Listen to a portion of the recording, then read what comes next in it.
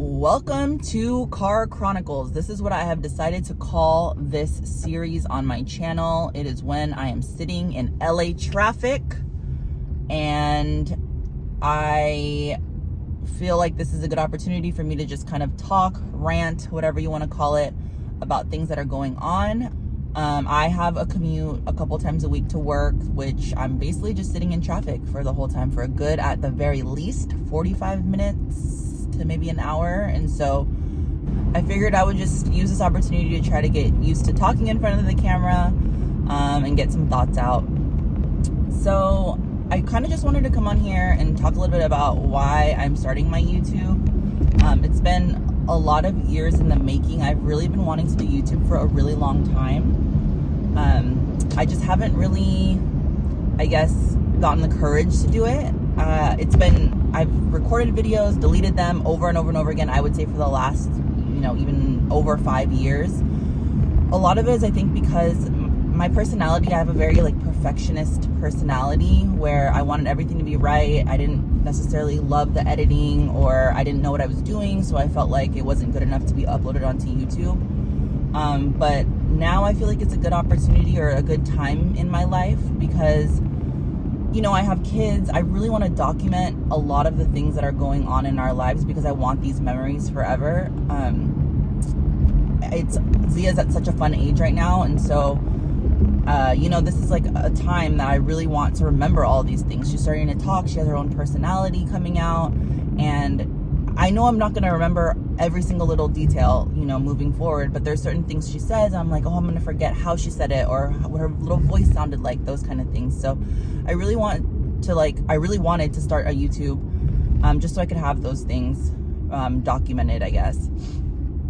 Xavier too, he's a baby. And so I look back on how Zia was and it just went by so fast. And so I'm kind of I'm hoping that this will slow down time a little bit, and so I can have these memories and edit them so that I'm not having 600 million videos in my phone, but just kind of the key moments compiled into one little video.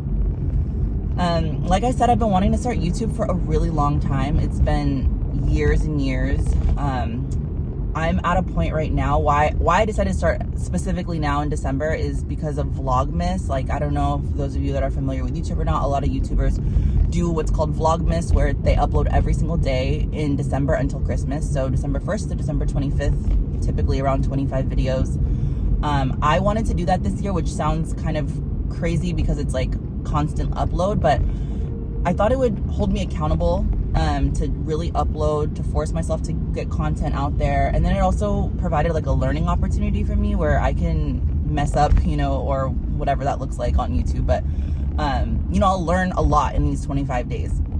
And I'm kind of at the mindset right now with get it done, not perfect. So I know these videos or these vlogs are not perfect. And it's taken a lot for me to get to that point where I'm okay with uploading things that I may not necessarily think is the best content, but I'm more, I'm trying to just get it out there and force myself to maybe be a little bit uncomfortable talking in front of the camera, practice that kind of stuff, so that hopefully over time, I'm learning every day. Even from the first video to now, I've already learned so much, and how to shoot things, angles, how to edit, that kind of stuff. So I feel like within these next few weeks, I'm just going to continue to grow and continue to learn. There's certain things, certain goals I've had that I've just kind of been I really want to do this, and this is what I know I need to do, but I make excuses for myself. I don't have enough time, I don't have the resources and all this stuff. But in reality, I probably could have made it work.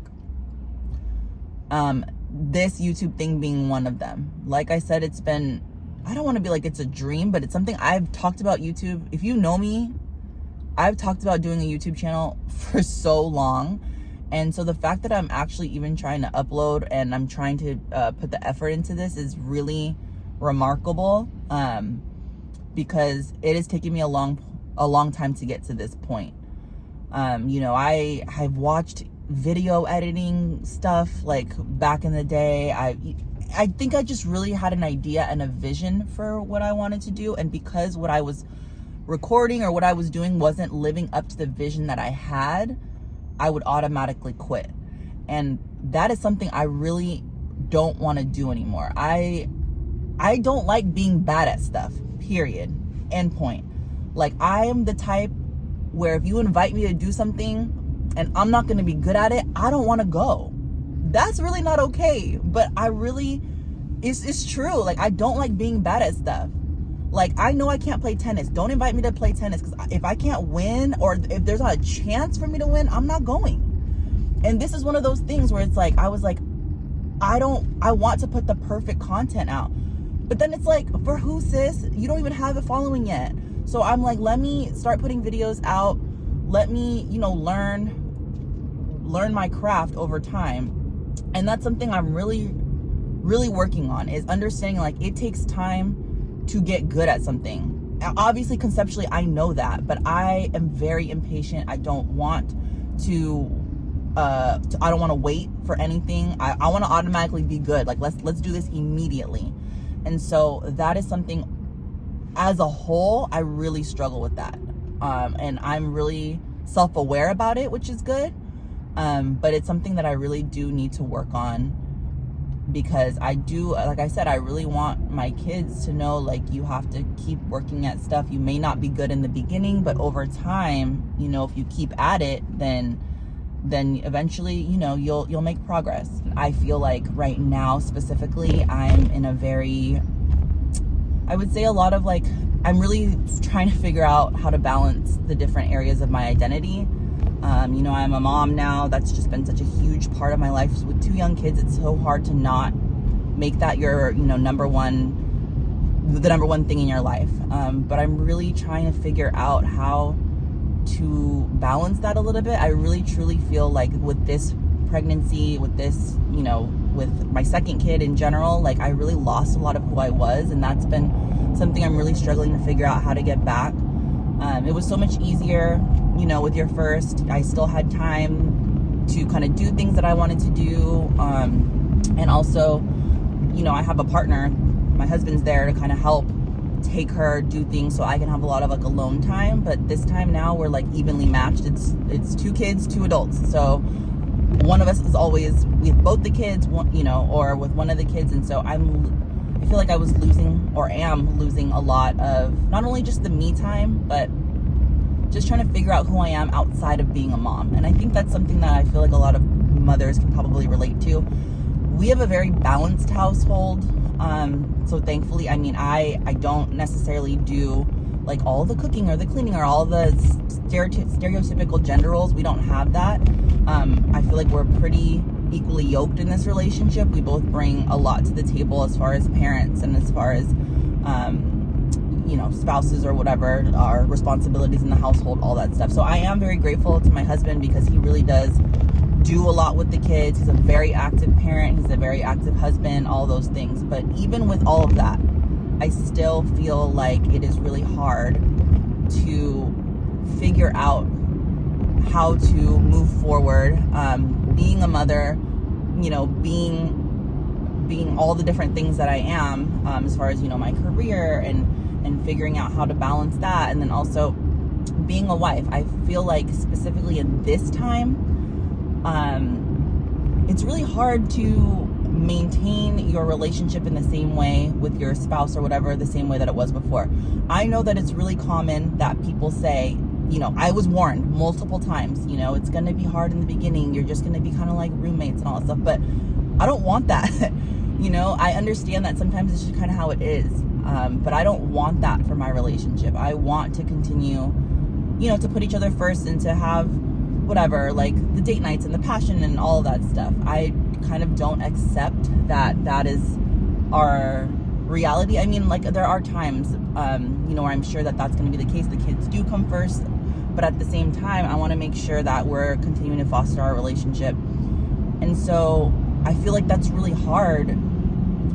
Both of us, we talk about it all the time. Like, we both prioritize that, but we prioritize it, I think, a lot in words, and we're struggling to find the time to prioritize that in action. So that's kind of, again, that's just one little part of who I am, but I feel like it's something that's really important to me that I have to kind of start to figure out.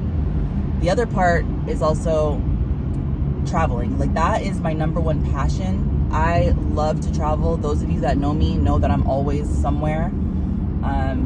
Fun fact, I guess, is that Miguel and I traveled a lot. Okay, back up. Before Miguel was even around, I traveled a lot growing up. My mom was in international business. She took me everywhere. So I have always traveled my entire life. And I think it's so important to travel with kids because I think my passion and my love for traveling started really early when my mom, really took me everywhere and I got to see and experience all these different things. And so that continued to flourish and to grow as I got older. And so I've always loved traveling. And then when I started, dating Miguel, we started getting together, we traveled a lot as well. So we've always been travelers. We travel internationally a lot.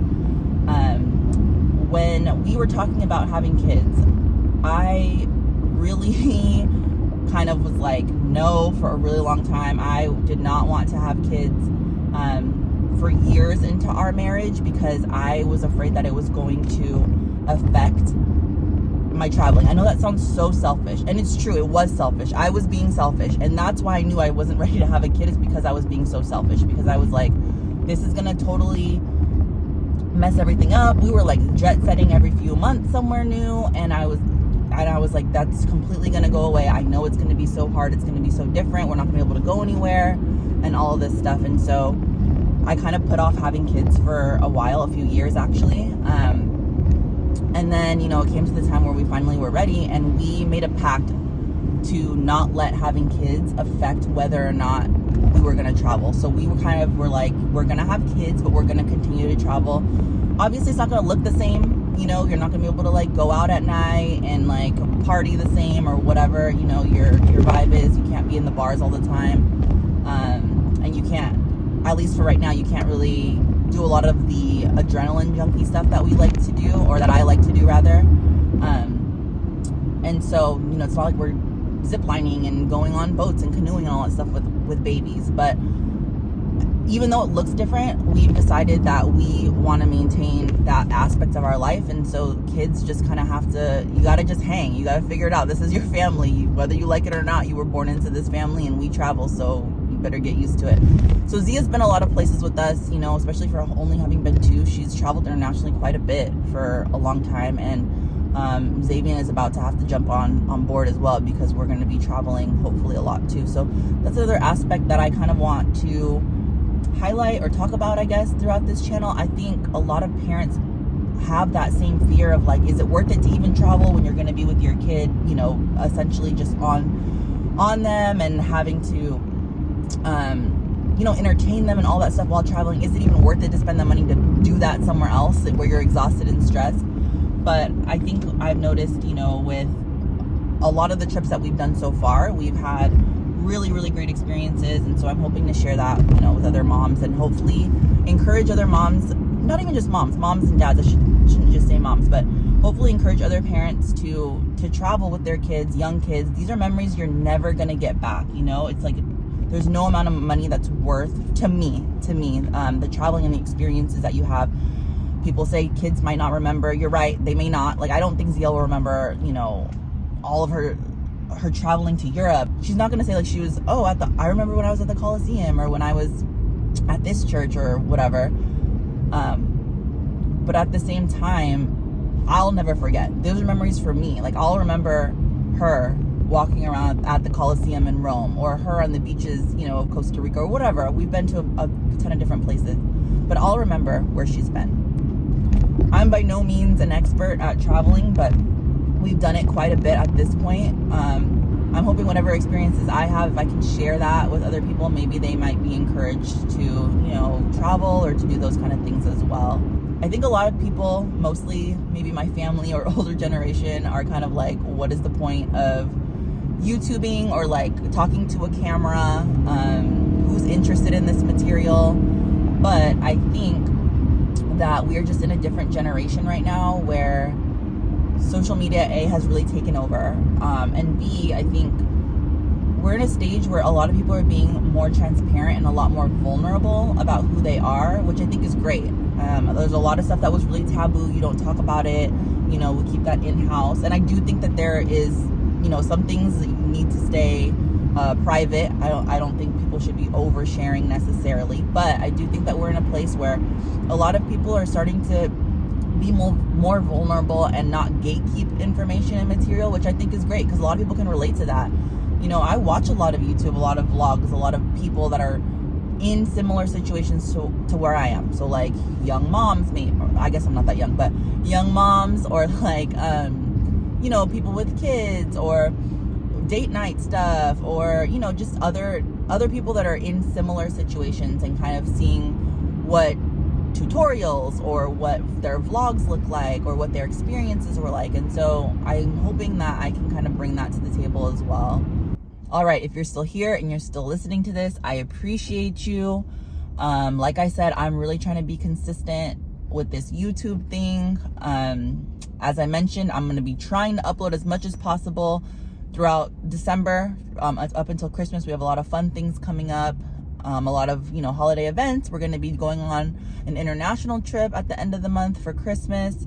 It will be Xavier's first international trip, first trip actually ever. I don't think he's been on a plane. No, he hasn't. So this will be his first trip. So I'm going to have a lot of content about that. Like I said, a lot of holiday events and just kind of things that are going on in our everyday life.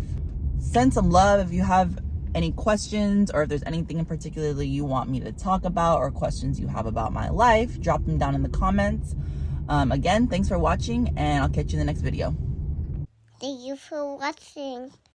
Like and subscribe.